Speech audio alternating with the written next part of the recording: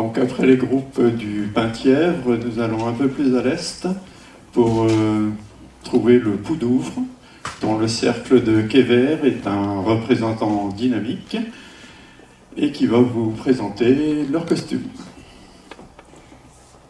Bonjour à tous. Poudouvre, de Pou, qui signifie pays, d'Our, qui signifie eau en breton, pays de l'eau. En effet, notre terroir est entouré par l'Ardénon à l'ouest, la Rance à l'est et au sud, la Manche au nord. La population est essentiellement rurale, on y parle le gallo.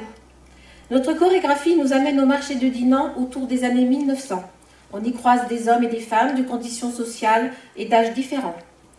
Ces personnes ne sont pas en tenue du dimanche, ni en tenue de travail. Elles sont en tenue de semaine. Elles viennent de Dinan et des communes environnantes, ce qui explique une grande diversité de coiffes. Époque charnière, les costumes fin Second Empire côtoient des modes plus récentes, influencées par la mode citadine. Nous avons choisi de vous présenter un costume féminin.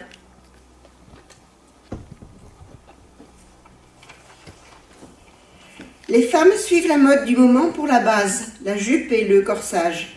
L'identité du terroir est donnée par le châle, la devantière et la coiffe. Les femmes portent des jupes appelées cottes. Celle-ci est faite d'une seule grande coupe de tissu, cousue d'un côté, sauf la fente d'ouverture que l'on appelle le fichet. Elles peuvent être réalisées en tiretaine.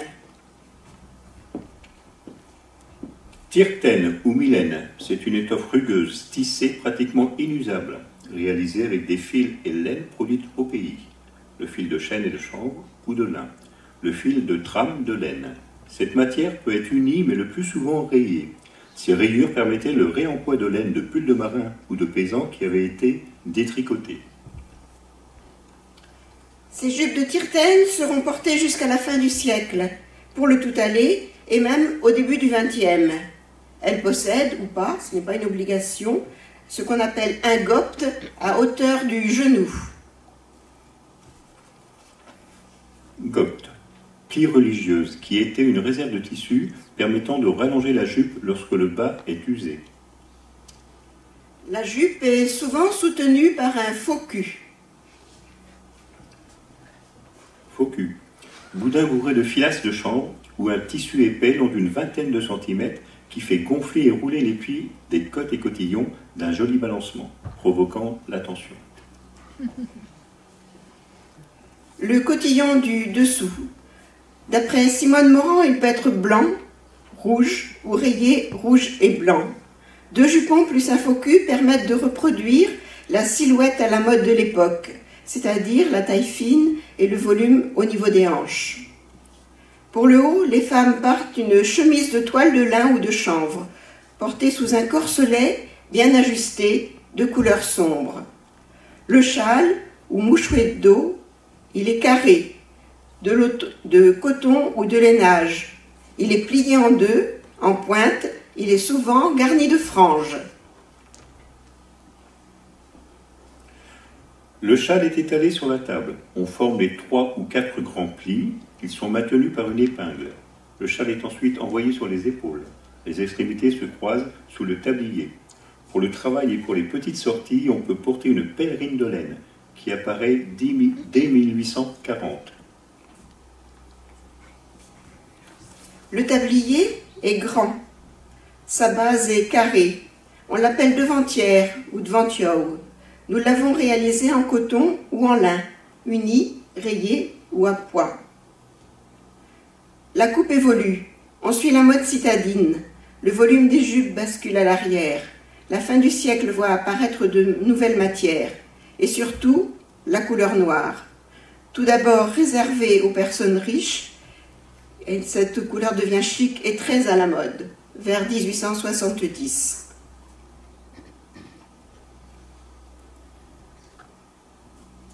La jupe. Sur le devant de la jupe, 3 plis plats. Un léger froncé, puis à nouveau 3 plis plats. L'arrière est soit froncé, soit des petits plis ou des gaudrons.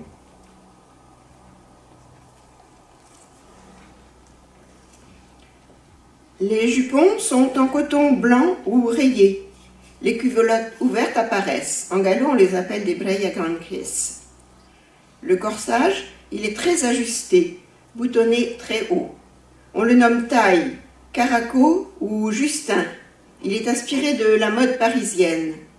Pour le travail, il sera en cotonnade, uni ou à motif.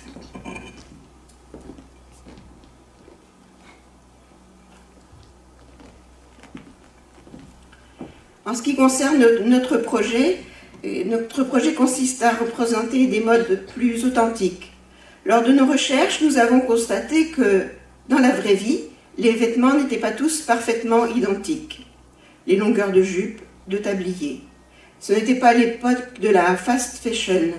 Chaque personne pouvait porter plusieurs années consécutives la même tenue.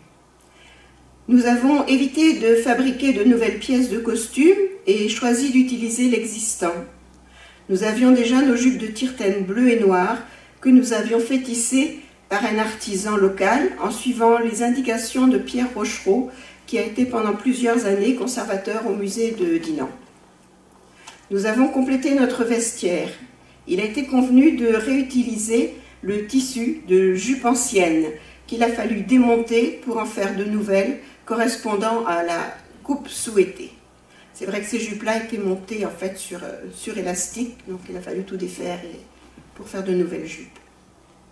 Les pèlerines de laine ont été réalisées par les membres du cercle ou bien récupérées chez des personnes âgées.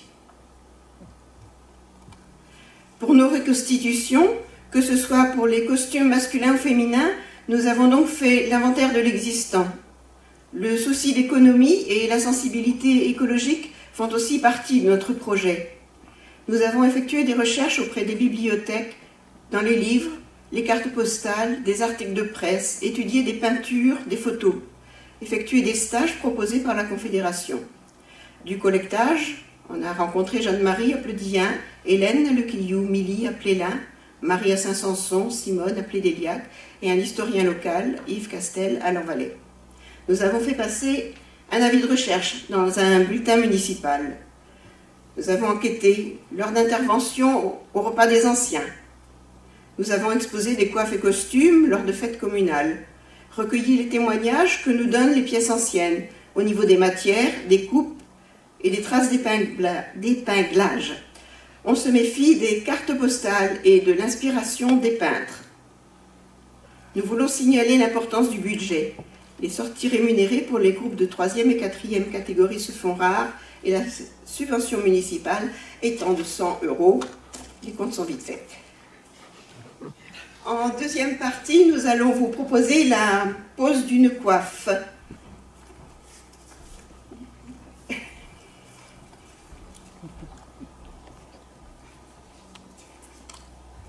Alors les cheveux de Marie sont tressés, donc on fait une raie médiane. Les cheveux sont tressés, les tresses partent assez haut au-dessus de l'oreille. Si tu faisais un quart de tour. Oui. Donc les tresses vont se croiser sur la nuque.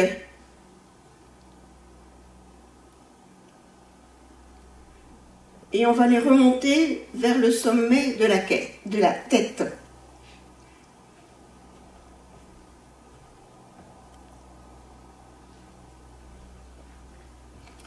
Alors cette coiffe qui va être posée porte le nom de barque renversée, mais c'est un nom relativement récent.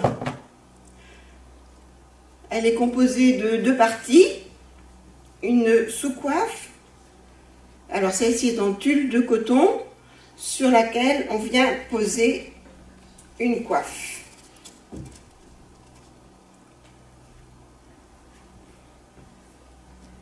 Donc il y a une mentonnière, la mentonnière qui peut comporter 1 ou 2 rubans. Donc quand il n'y a qu'un seul ruban, il est à droite et il y a un petit passant pour le faire passer et former une boucle. Alors ce ruban, cette mentonnière s'appelle le surgoulier. On a également un ruban libre qui est fixé sur la coiffe et qui vient faire une boucle à l'arrière de celle-ci.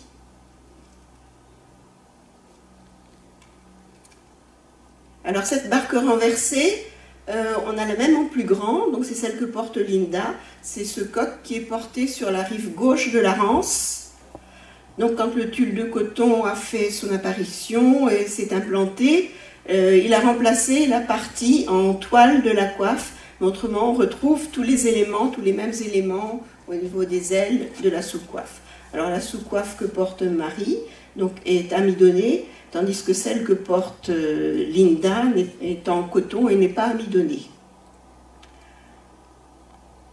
Voilà. Donc pour le quotidien, on ne porte que la sous-coiffe, souvent un foulard par-dessus, un fichu.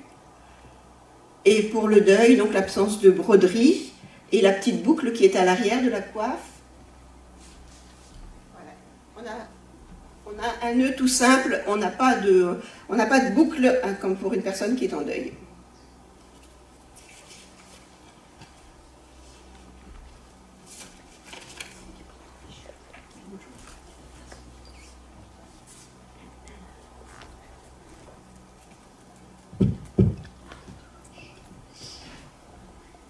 Moi j'ai une question, alors par rapport à vos catioles, alors j'en ai vu une, est-ce que les catioles peuvent baisser la tête? Voilà.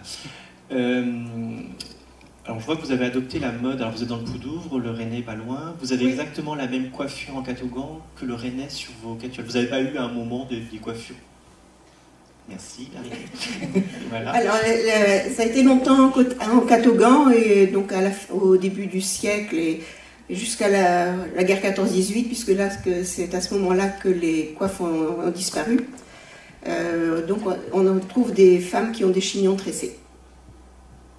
Et au niveau du rebrassage, donc c'est une histoire d'époque, le fait qu'on ait le V beaucoup plus prononcé. On voit que là, on a un début de... Alors, je m'explique, le V, c'est ça. Oui. On a un comme ça, et là, il est très... Oui, sur les plus petites coiffes, oui. On l'appelle un papillon ou un petit cœur. Okay. Et c'est souvent ces petites coiffes que portaient les plus jeunes femmes.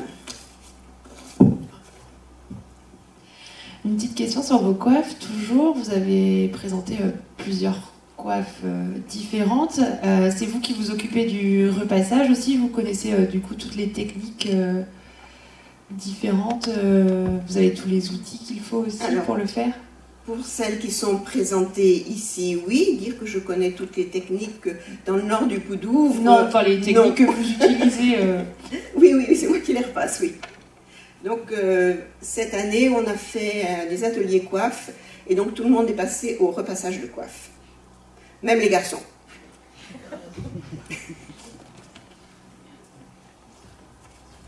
Juste une petite précision. Oui. Ah oui. Alors, juste une petite précision entre la coiffe que vous avez posée tout à l'heure et puis celle de Linda. Au niveau datation, je n'ai pas bien saisi en combien de temps c'est passé d'une coiffe en linge, le coquelas, à la coiffe légère que vous avez là. Alors 1850, c'était des coiffes en toile. En toile. Et progressivement, comme le tulle de coton est arrivé, donc la partie toile a diminué, on a bordé cette toile de tulle de coton qui était brodée mécaniquement, puisqu'on en trouvait déjà à l'époque. Et le tulle de coton a supplanté progressivement la toile. Pour disparaître, les coiffes chez nous ont disparu à peu près à la guerre 14-18. C'est la date où ma grand-mère a acheté son premier chapeau. Et quand on enquête dans la région, c'est ce qu'on retrouve en général. D'accord. Et une précision, est-ce qu'on peut dire que le tissu tirtène, c'est la même chose que le drogué? Oui. D'accord. Merci. Moi, j'ai une dernière question par rapport à Swazik. Sous ta... je sais pas comment on va... Non, plus haut. Plus haut. Non, encore plus haut. Oui. D'ailleurs, tu l'appelles coiffe, mouchoir Mouchoir. En fait, sur la tête, hein? Oui. Mouchoir, ok. Dans la chorégraphie, je joue le rôle de la poissonnière. Et en regardant les images des filles des bords de côte, en fait, on s'est aperçu qu'elles portaient des foulards sur la tête, sans coiffe, sans sous-coiffe. Enfin, il y avait un peu de tout. mais elle n'avait rien en général, donc c'est fixé sur la tête grâce au ruban de velours, et c'est noué sur la nuque pour plus de praticité sans contrainte. La question c'était, voilà, est-ce qu'il y avait quelque chose en dessous? Est-ce que vous Juste les cheveux. Voilà. La perruque. Non, je me suis posé la question si vous aviez, comme beaucoup de pays, peut-être un système de sous-coiffe résiduel et qui finalement ont modifié le dessus en fonction. Il aurait pu par exemple avoir une sous-coiffe. Alors, j'aurais pu avoir une sous-coiffe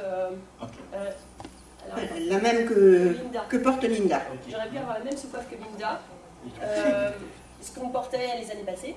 Et ce qui s'est passé, c'est que de par le rôle que je jouais cette année, on s'est plus rapproché de la réalité des pêcheuses en fait, qui n'avaient pas de contraintes, pas de mentonnière notamment. Le temps est passé, j'avais encore plein de questions. Alors j'ai encore plein de questions et puis je fais un peu de pub parce que voilà, dans un an, donc en mars 2025, nous aurons, mars ou avril, je ne sais plus quelle date on a, mars, donc nous aurons un écho des modes sur le Poudouvre, donc nous irons, alors c'est où, dans quelle ville? Nous irons à Quévert, donc dans le terroir, et Marité et toute son équipe nous présenteront plus en détail sur une journée, c'est quoi le Poudouvre. Donc je vous invite à venir voir le Poudouvre. Merci.